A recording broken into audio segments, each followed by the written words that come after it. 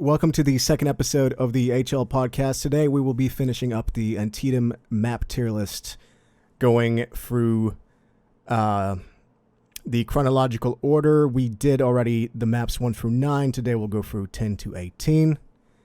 We'll present each map. Every podcast member will talk about their thoughts, including their personal score and their feelings.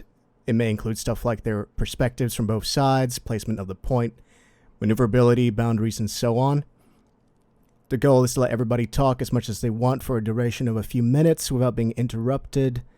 And once we've all gone around the table, we'll come up with a unified consensus, and that's where we can start to disagree and debate.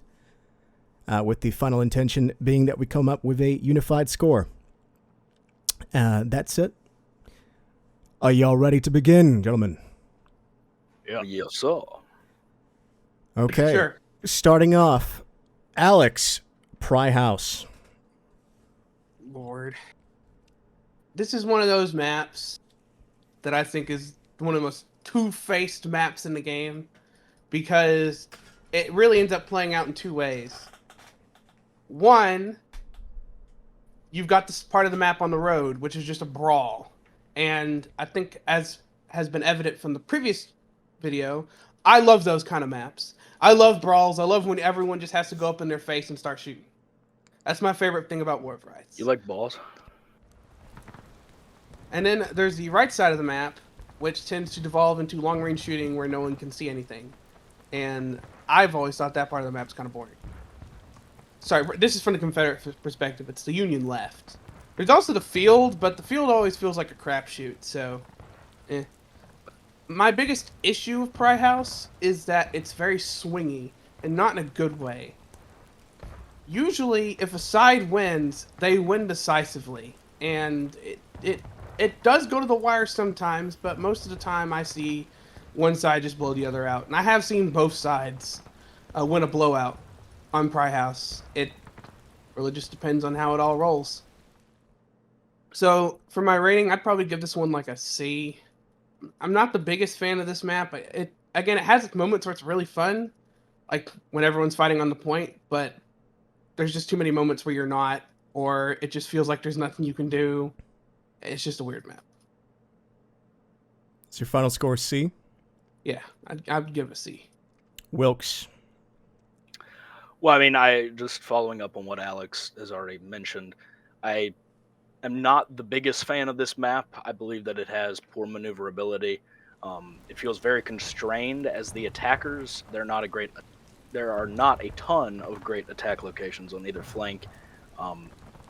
And on the right side especially, the defender gets massive defilades in the mud field to conceal their movement and get cover. If the CSA attacks the far right near the edge of the cornfield down like the main road, I feel like they consistently get outshot by the defenders, and it just doesn't provide a lot of good opportunities. And without making large-scale charges and catching the Union units in bad positions, either on the right side or even, although rarely, on the left side, although I have seen it done, you can't really shoot the Union fast enough, and you can't kill enough of them, so you almost always have to early cap the point. And whether you push the right side in the mud field or the left side in the wheat field or directly up the sides of the stone wall, the USA will always have regiments swing in from the flanks of the charge column by using the defilades on either side to conceal their approach. Now, it's definitely winnable by the CSA and the USA, but from a leadership perspective, it feels like it feels like a low to a mid-rated map. It's definitely not an F tier, but I would still personally put it in a D tier, although I could potentially put it in a very low C tier. It's just, I'm not the biggest fan of maps that constrain mobility from one side. And I feel like even though the Union is the defender, they have more maneuverability options than the CSA does. Or at least it can feel like that. There's just nothing really special that stands out about this map. So I'm going to put it in a high-end D tier. Okay. I guess I'm going to enter here and say that, especially what Wilk said, the map is just so narrow. It's narrow and congested. There's not a lot of maneuverability. And where the developers decided to actually extend the borders, it's actually, you can get pretty far up north of Union Spawn. There's like an orchard behind the houses. Yeah. Like, it's crazy how they're like, let's put that in the game. Why not? It would be so much more fun if they allowed you to go into the woods on Union Right. Yes. And I'm going to be honest, this map can be really boring. It's just so restrictive. But there is a couple of things. For example, I always say that on the Antietam map set, I feel like this and Auto Sherrick are some of the most balanced maps in the entire map set, personally. So it has good balance going for it. There's also an interesting strat that you can basically do on any map, but it's very prevalent on Pry House because there is the strategy of letting, and Wilkes, you can fill in here if I get it wrong, but you can flip the tables, so to speak, by letting them cap and then putting them into last stand, and then Union is final push. Yeah, the last stand strat is one of the best methods that the Union can take to win the map. Mm-hmm. I mean, it's basically to let the CSA early cap, and then, like, almost immediately when they early cap, you concentrate your forces, and you full charge the point. And usually you can take advantage of having a unit or two in the defilade on the Union left in the mud field that can swing up and hit the flank of the CSA on point, which can be really devastating. And then even sometimes you'll see the Union push all the way down to the main road that the CSA spawns on, in an effort to drive the CSA's tickets down. Yeah. But yeah. I'm going to put this at a C, but I can also definitely see it being a lower C. But I'm going to put it at a straight C. Grinch, what are your thoughts? Everything's pretty much been said that I've got written down, but I would put it at a C. It is a very linear map. I feel constrained when I play it. The Union, if they can get a cannon down the road, that could be devastating for the CSA especially if they're fighting over the point. Both sides can utilize the stone wall on both sides very effectively. It all comes down to who has control of that stone wall. If the CSA gets broken off the stone wall, there's not really much they can do besides just keep sending, like, just lingering and what word am I looking for? They just Lingering. Not lingering, not filtering in. Yeah, just you got troops straying in from spawn. It's just a shit fest for the CSA if they can't get a foothold anywhere around near that stone wall or in the defilade to the right. But that's basically all I got to say about this map. I would give it a C. Like I said, super linear. Not much the CSA can do in terms of movement, but it could still be a hell of a fight. Yeah. All right. Yeah, I find more enjoyment from the Union side playing Pry House than I do from the CSA side. That's just me personally. I actually think I agree with that too. I also want to make a comment. This bugs me especially on the Antietam maps. The Pry House isn't even a real battle. They chose it basically because it is a really important landmark in Antietam. It's where Jill McClellan's headquarters was, and I think there was a major medical hospital there, but they didn't actually fight in that area, and it's kind of silly. Yeah. Because when you think about it in real life, tens of thousands of Union soldiers would have been near the headquarters, so there was no realistic chance that the rebels could have ever even pushed it. But yeah, whatever. So we got 3 C's and a D. Where do we come down to? You think it's a C? I think this sounds like a C to me. C. Yeah. I'm as I said, I can be swayed to put it up to a C. I think a C is a solid ranking for it. All right. And it looks like our local woods expert Grinch I like Woods combat. Westwoods. I think you mean corn combat. Yeah, on corn. I had to. Anyway, Westwoods. I like this map. I'm gonna give it an A. I like Woods combat. I've said anything. Basically, Eastwood. This is Eastwoods, but Union attack. yeah. So it's because defending. You cut out there, Grinch. What are you saying? Oh shoot! What So what did you last hear me say? We heard "so it." Yep. Huh.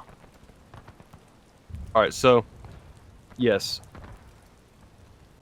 Westwoods is a slightly worse Eastwoods because you're defending as CSA, and my bias comes from the CSA side from almost all these maps because that's pretty much all I play. But and defending in this game is inherently harder than it is to attack because once you get to breaking, the game can end just like that once the attacker caps the point. So in Westwoods, you really gotta be moving around. You really gotta pull the flanking maneuvers that you can in these woods maps because of the foliage and the cover and the visual cover you have from the woods and vegetation to conceal your movements and ultimately surprising the enemy. Wiping them would be the preferred outcome, but I do like woods combat. It's super fun and intense, and you can't see but 20 feet in front of you, so I want to give this an A. All right. Wilkes?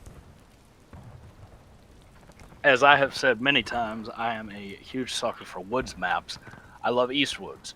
I love the surprise factor that it offers, and Westwoods is no different in that regard. I also love the look of the map with the sunlight coming through the treetops. Yeah. The map is genuinely beautiful. I think it's actually more beautiful than Eastwoods. And it offers a ton of undulation, which you don't really quite notice when you're just looking at it at face value. But actually, like leading a line and utilizing the hills and the terrain, the ravines within those woods, provides a lot of tactical opportunities to conceal yourself or to flank, or and it gives a lot of opportunities to leaders. The Union does have a significant ticket advantage on the map, kind of like how the CSA has a significant ticket advantage on Eastwoods. But if the CSA on Westwoods can stay consolidated and together as a team and seize opportunities to destroy overextended Union regiments, they definitely have a chance of winning. I also love the point of contention on this map. The slight clearing with the huge oak trees is a very scenic and cinematic landscape for any epic last stand or final push. I personally would say, I would put it as an A tier, but it's seemingly more.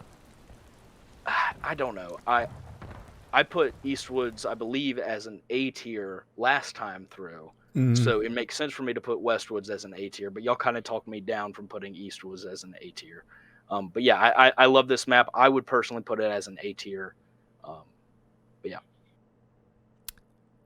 So versus Eastwoods, which I kind of lampooned a bit compared to how everyone else talked it up. I love Westwoods because I think it's more balanced than it feels. I've seen both sides win it. And part of the reason is because, as Woke says, I think the CSA just has a much better time defending on Westwoods. And the strat sometimes looks like that the CSA should just hole up at the snake fence. But there is opportunities for counterplay, to counterattack, to go in. And that's really what I love about Westwoods, is that you do fight in the woods. And that's fun. As the Union, it's just attacking in the woods, which is always fun. That's never going to get old. So not much to say there, but I just think this is a stronger map than Eastwoods. Everything else has that has been said. I could say has already been said, so I'm also going to give it an A. Okay. Well, personally, I'm going to be contrarian. Yeah. I mean, not on purpose, but It's usually me. I guess from my own experiences playing this map, it is one of my least favorite maps on Antietam. Really? Yes. I think it has a lot of possibilities for maneuvers in the woods for both sides, I guess. But to me, what sticks out is that there's not a lot of solid options as a defender that I find lead to victory. Although, with that said, I can sometimes actually have like a blast playing this map, but it can also be really painful to play. Gene has been touched by the woods. I will say, to be fair, as Wook said, there are some maps that require tighter teamwork than others. Yes. And I think this is definitely one of those maps. Oh yeah, and definitely. When you play it and the team and it just you're not coordinating well, it sucks. 100%. What I love though is that the woods can really reward ambushes and aggression from the CSA, but I feel like oftentimes they can't gamble by doing that. There are some solid strats like CSA, I guess, north. If you're looking at the point from, let's say, well, I guess it would be north of the point, northwest. There's like a big tree of life. We call it TJ's Wood, I think. TJ's Wood. Got that big old wood. You can put up a really solid firing line there, but I feel like the moment the Union force you onto the snake fence, they will outshoot you because you have the sun in your eye. They can see you plain as day, but you're looking into the darkness of the woods, and it's just harder to hit targets. There are definitely more metas you can employ on this map, but I originally had this as a D tier, but I guess it's like a D plus for me. I do really enjoy playing this map as Union though, because you have so many angles of attack. You can do north and south. Yeah, it's a cool map, but whenever I see this map, when we're mustering up for the event and I see Westwoods as one of the maps and we're playing CSA, I'm like, shit. So yeah, it's going to be a D plus for me. But seeing as y'all have it as an A tier, I think this is going to be a, what do y'all say? A, well, I mean, B? To be honest, if I can, Yeah, sure. Rebut what you said. Let's debate. The key to this map as the CSA is to stay consolidated.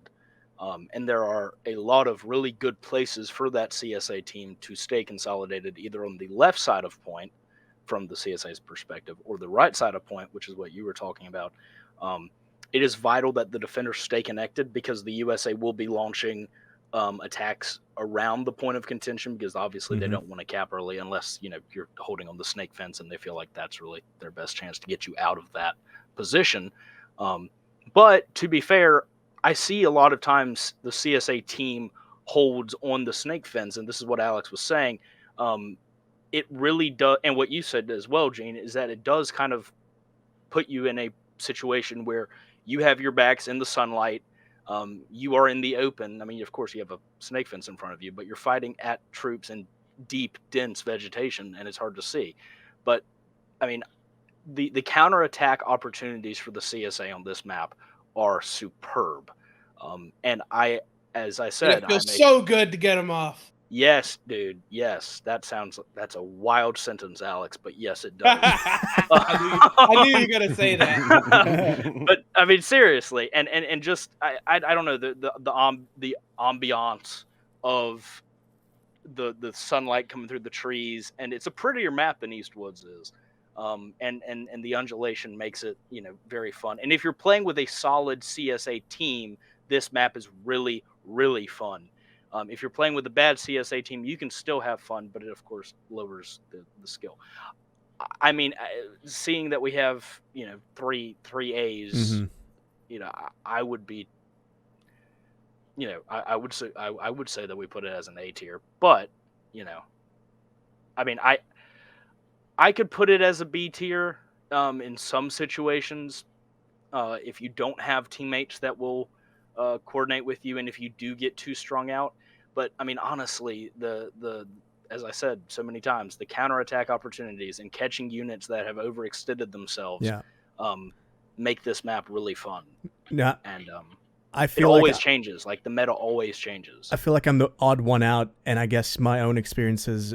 I mean, especially since you are talking about your CSA perspectives, and mine is so low, but yours is yet really high. I feel like an A tier would be appropriate. So I'm just gonna switch it over here real quick.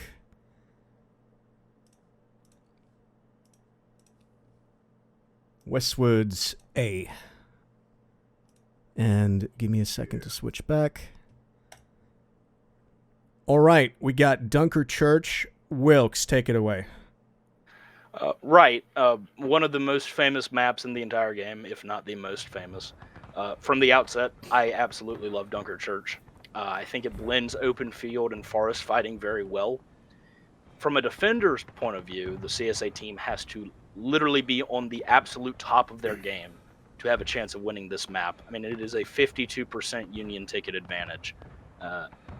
But that being said, for the CSA, the key is to mirror enemy formations left or right, shifting regiments around the map to meet any Union attack with full force.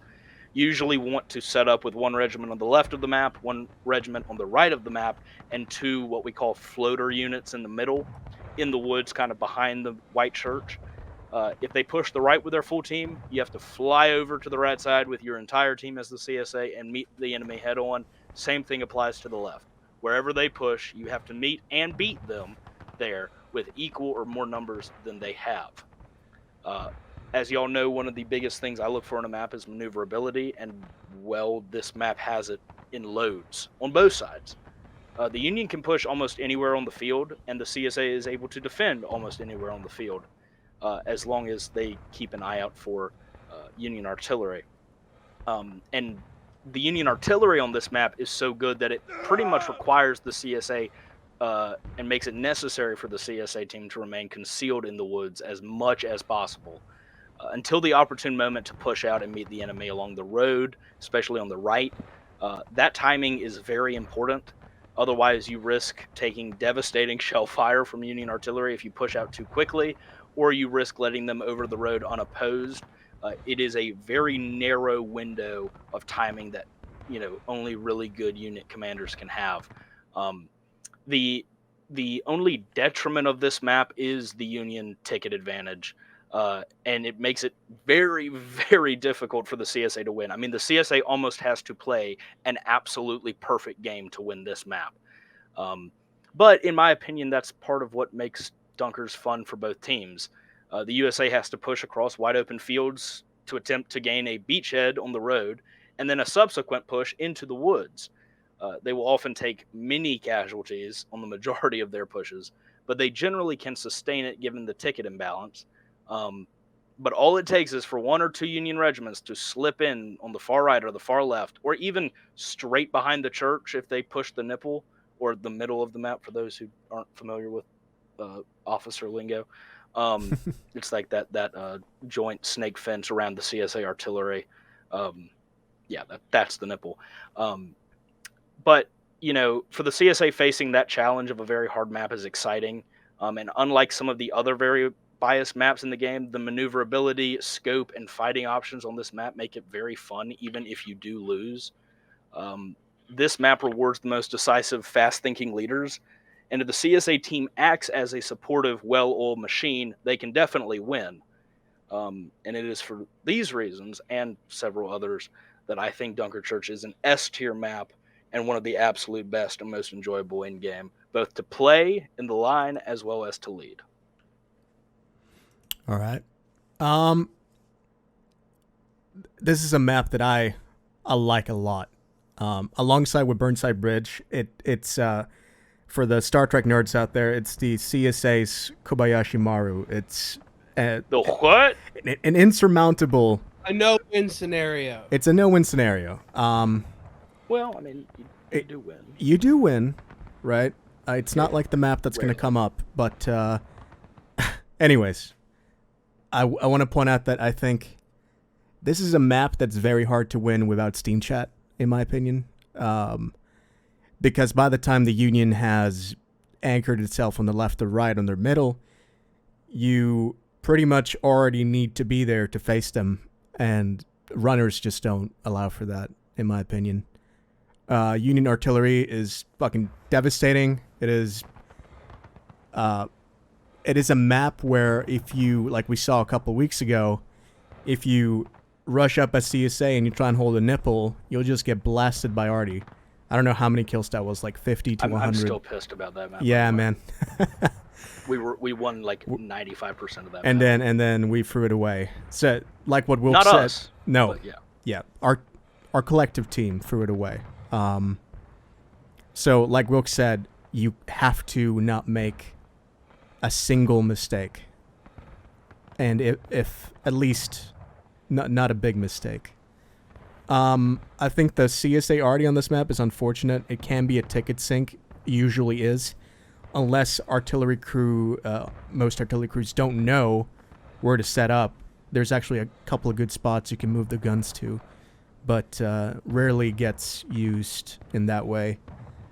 They'll just get counter battery to shit or just harassed by the infantry. They'll be on the nipple. Yeah, this is a map of movement. I would call it counter moves and just regular moves. Hell yeah. I wouldn't put it as high as Wilkes, but I put it here as a B plus, but leaning towards an A. So I would say B plus A, something like that. Yeah, Alex, what do you think? All right, so all the good things about this map have already been said. I don't feel like they need to be said again, but I need to cover the things I don't like about this map. Number one, this is one of the most common maps that comes up out of the Antietam set. And I'm just a tad sick of it from playing it so much. Yeah. I mean, it is just such a common map. Now, It's the most common map that we've played in the past year that we've been original. yeah, It's been and played 30 times. what helps, of course, is that we now have half of our events are campaign events, so it's a little more random. But when we were playing in Community. when we had one less, and we had the Sunday night community, it was more common to see Dunker come up all the time. Yeah, and also with the Friday community event back in the day. But to me, the biggest issue with this map is that even when you play perfectly as CSA, you're still going to lose. You very much have a high chance of losing. I think the only way you win is if the Union blunders. It's basically like you're playing the black pieces in chess. You can't if both sides are playing well, you're never going to win. You can only play for, both, final push, last stand. That's what it'll come down to. But it's never going to go in favor of the CSA. And I don't like that in maps.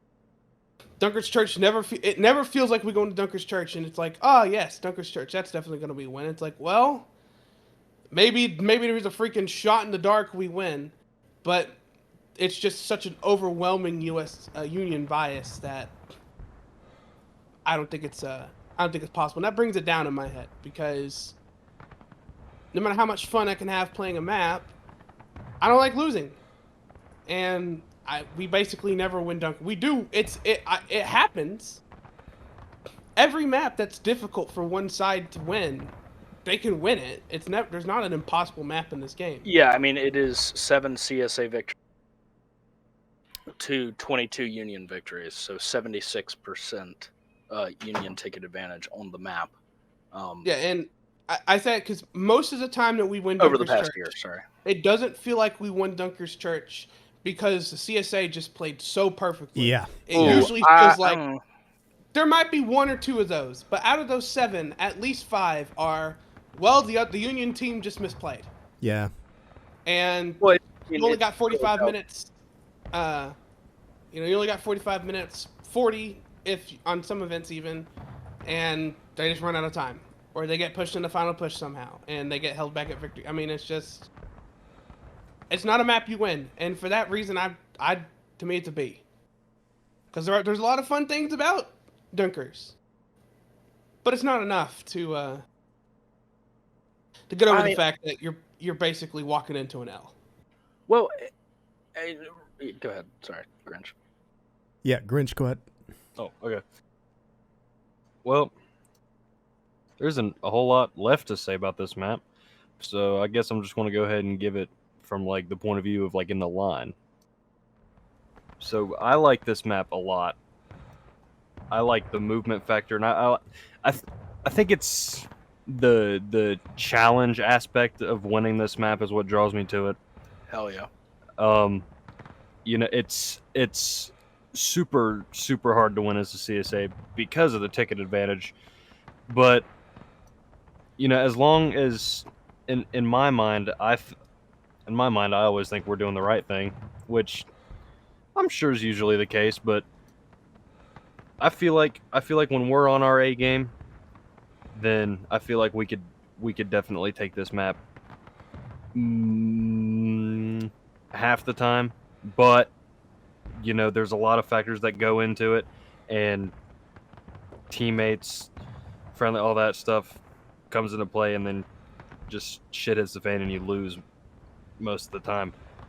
But it's like I said, it's that challenge aspect to it. It's hard, but if we do it, then that's a hell of a Very thing that we rewarding. just accomplished. Yeah. So whenever we don't win it, it's like whatever. But when we do win it, it's fucking a phenomenal feeling. One of the things that makes the map so challenging is the fact that in order to play Dunkers correctly, the CSA usually has to spend periods where you're basically in or the whole team is in no contact or almost no contact. And that's really difficult to do from the perspective of the line for an entire team. People don't like just standing there. It's boring. I totally get it. And that's what always happens is we're doing really well and someone somewhere is basically like, you know what? I don't want to. We're bored. We're bored of the passiveness, and we're gonna be a little more aggressive. And the moment you do something more aggressive with the CSA, you dump tickets, and that's it. You're dead. Yeah. But then again, that waiting in the woods, kind of consolidating your troops, waiting for the Union to attack so you can mirror their attack. That I think that downtime is like suspense building, and like it's just one of the most like exhilarating maps that in this game, and for that I'm going to give it an A. I love it. You know what? Since we're in debate, there's one other thing you just made me think of by talking about mirroring. I think the thing that really brings this map down the most is that the exact same concept is executed on another Antietam map, Bloody Lane, and I think it's done better there. We can actually win Bloody Lane, but I don't ever feel like we're going to win Dunkers. I feel like you get punished more often on Dunkers as the CSA by teammates doing stuff that they shouldn't be doing because it is a large map. I mean, they both Dunkers and Bloody Lane have a 52% USA ticket advantage. But Bloody Lane is more constrained on the avenues of attack that the Union can take. There are a lot more opportunities for the Union to push different places, and just the scope of the map is so large. But piggybacking on kind of what Grinch was saying, I feel like that downtime in between the Union pushes does build suspense, because the fighting that comes when the fighting happens is so impactful and so intense that it makes up for the waiting in between. And a lot of times, I mean, if you have me leading, we're going to be running like bats out of hell left and right, shifting wherever, and it's going to be constantly running. I don't think that, I mean, there was a time leading Dunkers a couple weeks ago where I literally said in Steam chat, my boys have not shot a shot without having, or my boys have not shot a shot without being out of breath yet. Yeah, I remember that. And it is so decisive. It is so based around decisive movement. And yes, it is absolutely hard to win as the CSA. But you still have fun on this map, even if you do lose, which is not really the case with a lot of these maps. There's only a handful of these maps where I'm like, okay, this is still fun, even though we lost. And Dunker Church is absolutely one of them. And I'm going to stick with an S tier, but I'm willing to go down to an A tier. I have one final thought from myself before we decide on the score. One request to the community for me is, a lot of times we go into Cord, Union always wants to pick Dunker Church, Burnsides. And we oblige every time, but I feel like the same isn't given to us when we request stuff like Cook's Counterattack or I guess Hills gets played quite often, but I would like Union to offer to play Cooks more. But yeah. So I put it at I guess a B plus. Alex put it at B, and Grinch, you had an A, right? Yep. Yeah, and Wilkes S. So I'm willing to go down to an A. Yeah, I can. But that's I can. the lowest I'll go. I can go up to an A. I don't have a choice, so put it at A. Yes, All right. there we go. Yeah, that's the other thing I want to note. Dunker's Church is a fun map. I don't want to contest that. I just hate the fact that it doesn't feel like we can win. Do we feel like it's better than Westwood's, or? Yes. Yes. Yes, I agree. There's only You put there's only Westwoods as an A, Alex, Yeah, but both and you there put can be Dunkers as a B, but you just said that you like Dunkers better than Westwood. so Where you at, brother? there's only certain times when I hang my head low and accept defeat before we play Dunker Church, but Yeah. just certain games. I will say this: the first 30 minutes of Dunker Church is definitely S tier. It's just that the last 10 minutes, the bottom always falls out. That's how it almost 90% of the time. The other 10% you lose before then. So we Actually, I guess the other 5%, and the other 5% the Union is misplayed. We spent a lot of time talking about Dunkers, so let's move on to Burnside Bridge. Wilkes, if you would open again. Yeah, sure. Did we move Dunkers to an A tier? Yes, we did. Okay. Now, Burnside's Bridge, one of the most famous moments in the battle historically, and one of the most cinematic and epic maps in game, in my opinion. Although the map is technically the most Union-biased map in the entire game, just from a sheer ticket perspective, it is a USA 56% ticket advantage. I don't know. The challenge of the map, the ebb and flow of the engagement is super fun. From the outset as the CSA, you have like no tickets to spare, so it is vital to continue moving around to avoid the USA guns. It is also equally important to heavily contest the Union's crossing of the bridge. I mean, you need every CSA regiment to get right up in the face of the Union crossing. You want to make the crossing as absolutely bloody as humanly possible. First, by delivering point-blank volleys, and then by charging out of bounds to try and wipe the Union regiments along the riverbank, which is very rarely done, but when it is done and is done correctly, it is devastating because you get those Union flags down, and they have to spawn all the way back at their spawn, which is on the other side of the river, and it's a far run to get up to the bridge, and then you know what happens when they do try to cross. This map, like Dunkers, necessitates mirroring enemy formations. I personally prefer defending from the right side of point from the CSA's perspective after the Union crosses in numbers, and if they do get a foothold on the bottom, it's definitely better to hold on the CSA right of point. A lot of people like to get caught up by the stone wall on the left by the orchard, but I've always felt like that stone wall on the far left is so out of position in relation to point that it's really costly to hold it with like the majority of your team. Another problem that often occurs on this map is a very timid CSA team. And I mean, it's understandable. It is a Union 56% ticket advantage.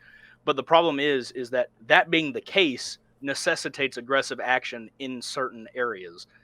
The only way to beat the Union is to get their flags down on our side of the river, if you're the CSA, and force them to spawn back on their side of the river. So the CSA should always be looking for opportunities to shoot and charge out an enemy force to get their flags down. And also, as I finish up real fast, as somebody who has a ton of Georgian ancestors who fought in the Civil War, this map holds a dear place in my heart. Even though it is extremely challenging as the CSA, it is very fun to play this map. And if you stay together and work as a team, the CSA can still win this. And also, winning Burnside's Bridge as the CSA is arguably the most impressive feat that any officer can achieve in War of Rights. For it's me, so this rewarding. Yeah, it is so rewarding. This, I mean, and we've over the past year, the CSA has won this map in matches that Hamptons has been a part of, whether we were playing Union or CSA. But the CSA side has only won twice out of the 19 times that we have played this map over the past year. So it is extremely difficult, but I think it's also extremely fun. And for me, this map could go to S tier. But the only thing that prevents it from going to S tier for me is the ticket disparity. So I'm going to put it as an A, but depending on what y'all say, I might move it up to an S. Grinch, what do you think? Well, by design and, well, historically, CSA is not really designed to win. Because of the ticket advantage and the the ticket advantage is it's the biggest. Wilkes already said all that.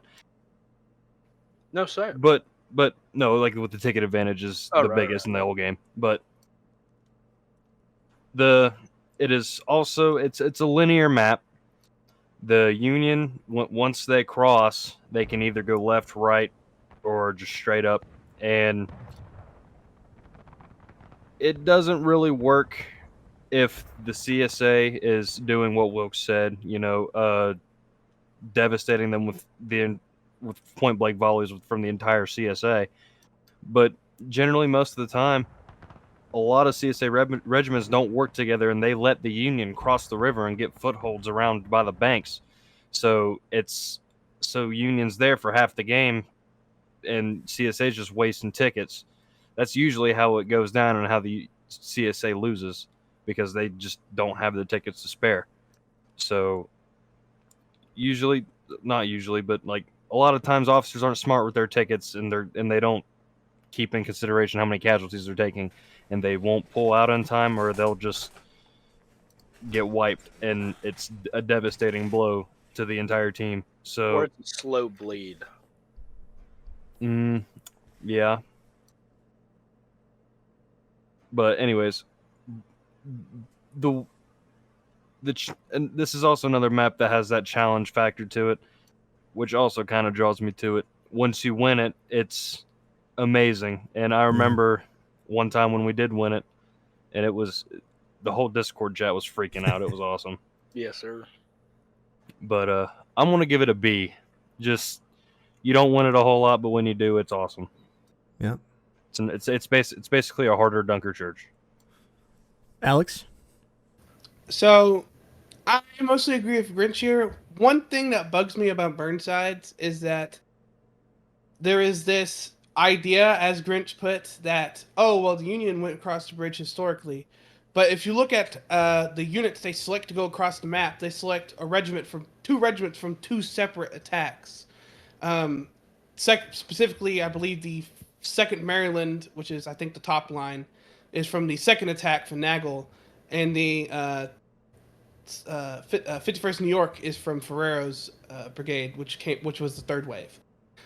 The attack took like 3 hours in real life. It's 45 minutes in War of Rights. So I think, realistically, the CSA should have a little bit better of a chance, and that's my biggest. It's just like Dunkers. Yeah. It's my biggest issue with the map, is that it is so biased in favor of the Union that what are you gonna do?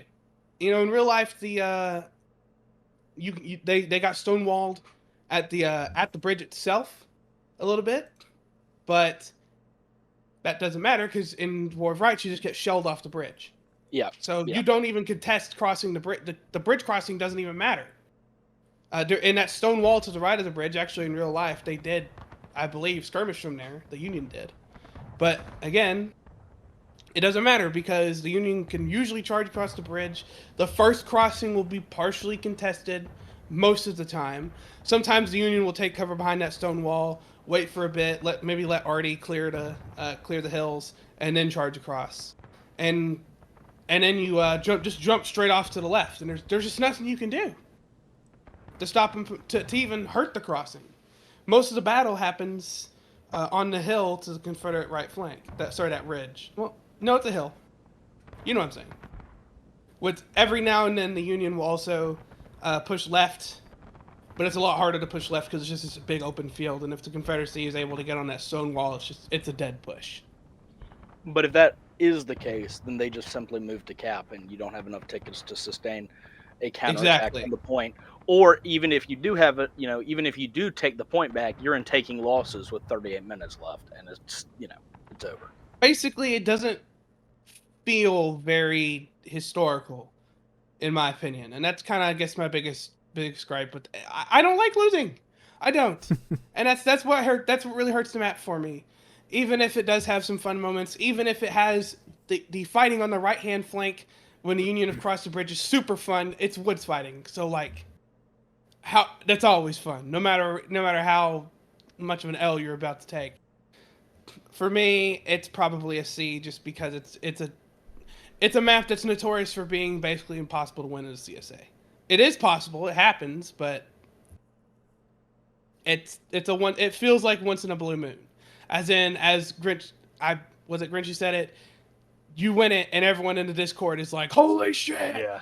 That's what it feels Yeah. like. And I feel like if a map if that's the reaction you get for winning a map, then the map is horribly balanced.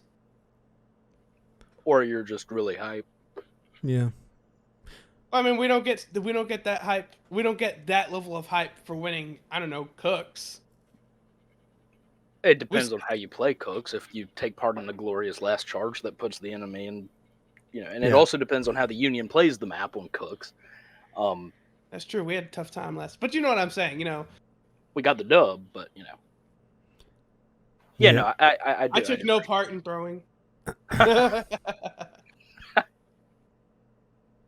So We won, so no one threw. But we tried. like I said with Dunkers, I feel like this is Dunkers, but it's just even harder. I love, like what Wilk said, I love the set piece of the map. There's a lot of terrain variety. I mean, you have a barn at CSA, you have the stone wall in the orchard, you have the bridge itself. I mean, based off of that, I love how the map looks visually. Yeah, for sure. But I feel like Union artillery is extremely useful versus CSA, which can rarely be useful. There is some rare usage where if the Union pushes into the orchard and takes a stone wall, you can turn the guns that are by the barn and fire at them. Although that's not very effective. You can also And it move becomes a ticket drain. Exactly. And you can move up a gun to the point, but I would argue that's also not very effective. It depends on whether you stonewall if you prevent them from getting across the first Yeah. time. Arguably Then it's the most useful case for CSA Arty, in my opinion, is moving caissons up to point and building some sort of defense there. One thing I will say is that this map as well punishes you for mistakes as CSA, which, of course, with the ticket advantage being the way it is, makes sense. So a lot of times you're encouraged to defeat them in detail as CSA, trying to wipe their flags in coordinated charges where you overwhelm the Union by sheer numbers. But with that said, I feel like the Union have so many opportunities to turn the map on its head. Like Wilk said, CSA should probably hold on the CSA right. If they lose that, a lot of times what I see is the Union will just take up that position, and they got some defilades there, and they can just, if the CSA team is so stupid that they decide to turtle on point behind the snake fence, the Union can just shoot them from the CSA right, and they will win that shootout 100% of the time. I do like a lot of the counterplays that goes on the map, but yeah, a lot has already been said. I think it is, for me personally, a B tier.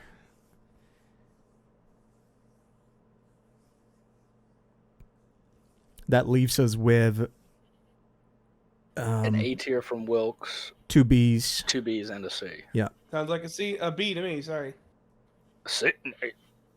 I said B. I know I'm messing with you.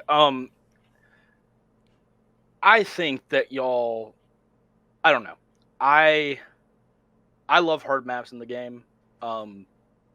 to a certain extent, if they're fun to play, even though you will lose, and that moment of exhilaration when you do win the insurmountable map, like winning Schoolhouse's Union, for example, that feeling is for me almost second to none.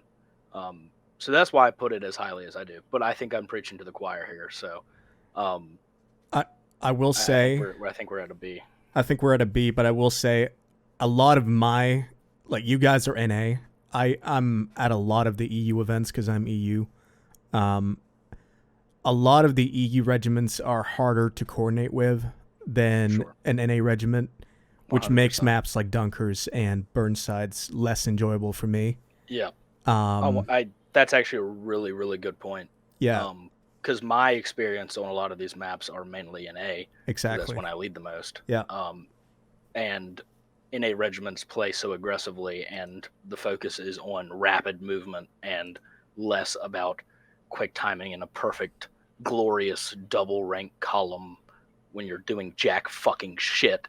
Well, actually, Well- I don't think it's usually not that It's makes not- the EU regiments. It's more like NA regiments are very much okay. Commit. We see this thing, we're going to commit immediately. Yes, exactly. EU That's what I'm regiments talking are more about. okay. We're going to sit and we're going to We're gonna try to react to what's happening, which on a lot of maps is not a bad idea.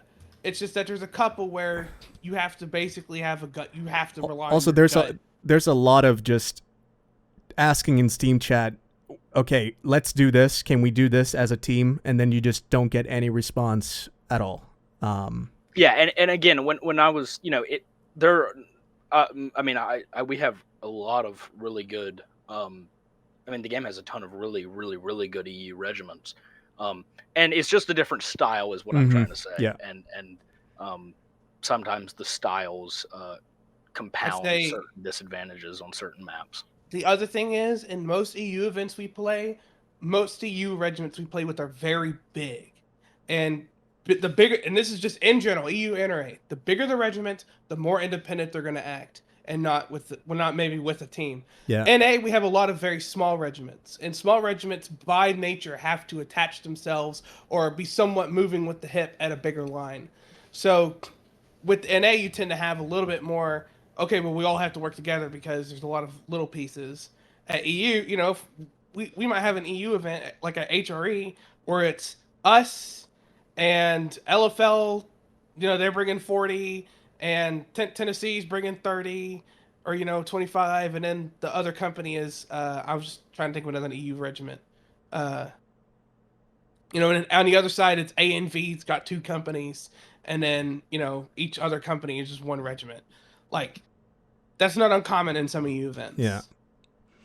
But to conclude Burnside, we're gonna move this to B tier. And At least a high B tier. yeah, well, it's our only B tier for now, so it'll stay there by itself for now.